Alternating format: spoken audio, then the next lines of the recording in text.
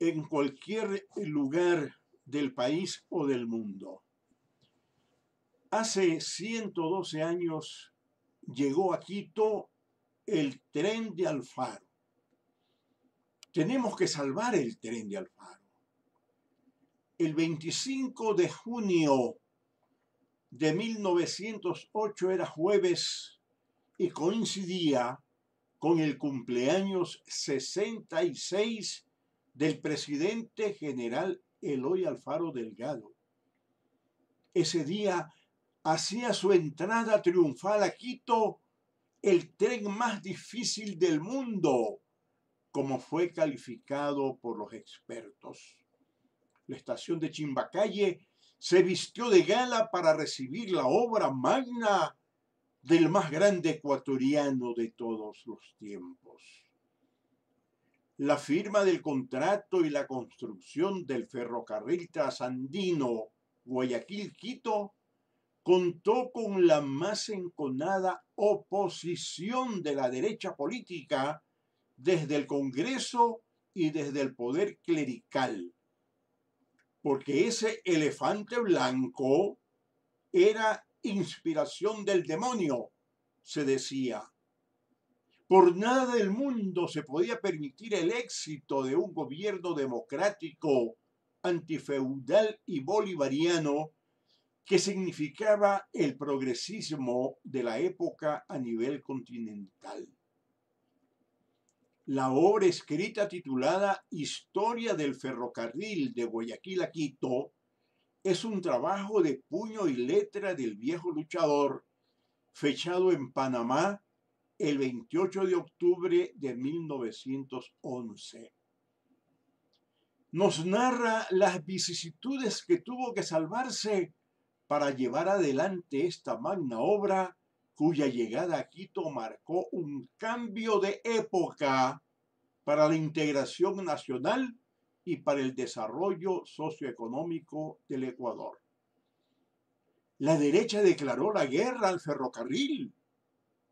Sí, la derecha declaró la guerra al proyecto ferrocarrilero en el Congreso de 1898, calificándolo de pretexto para saquear la nación. Calificaron a don Eloy de traidor a la patria, porque de esa manera se iba a entregar el país a los yanquis, aseguraban. Y sobre todo, que boicoteando el proyecto se salva la santa religión de nuestros mayores. Señalaron que el contrato tenía sobreprecio, que había coimas de por medio y que el mismo presidente Alfaro era accionista de la empresa constructora.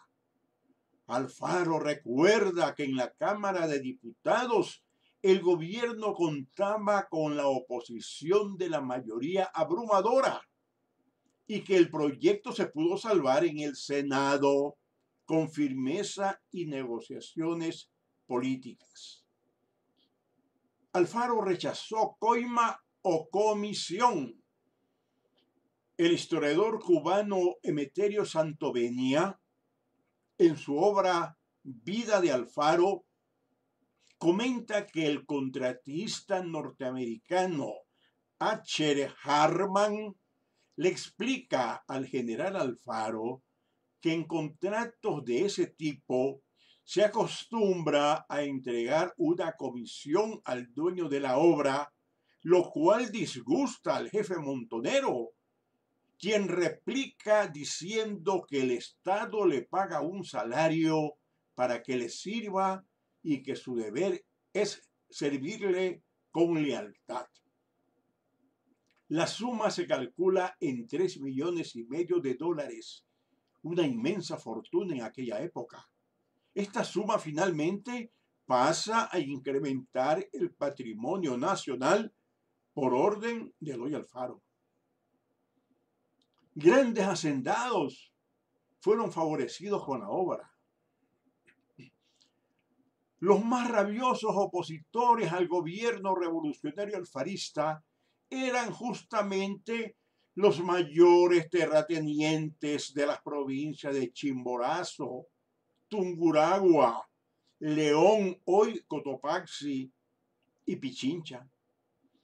Ellos se sacaron la lotería a manera de plusvalía por el paso de la vía férrea. Dice Alfaro que los propietarios de las haciendas por donde pasa la línea del ferrocarril han obtenido una utilidad de 300 millones sin más sacrificio que los que ha soportado el gobierno. Si esto tiene alguna similitud con las fortunas provenientes del lleve de la perimetral o de los terrenos aledaños al aeropuerto de Tababela o a UNASUR en la mitad del mundo, no es mera coincidencia. El ideal de progreso de don Eloy Alfaro. Si bien el tren de Alfaro o Ferrocarril del Sur integró a 5 provincias del Ecuador, el plan ferroviario de don Eloy era tan ambicioso que su solo anuncio provocaba la admiración continental. Red Ferroviaria Quito Ibarra Esmeraldas, Ambato Curaray para asegurar nuestra soberanía en el Amazonas, Guayaquil, Manta, Santa Ana, Bahía, Chones, Ibambe, Cuenca, Aloja, Machala, Santa Rosa, etc. La revolución alfarista toma en cuenta fundamentalmente al ser humano, a su desarrollo intelectual y espiritual.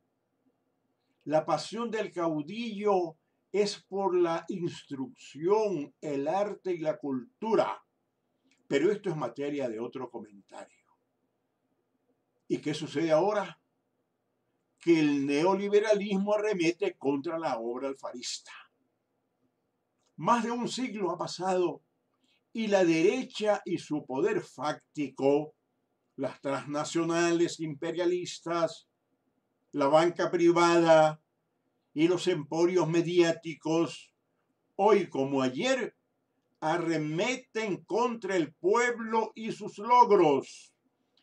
En Ecuador, un gobierno traidor y entreguista al Fondo Monetario Internacional pretende rematar el patrimonio de todos los ecuatorianos, incluyendo el tren de Alfaro.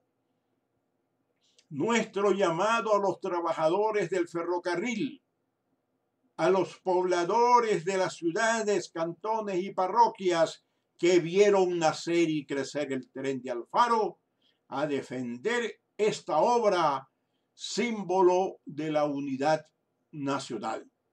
Muchas gracias.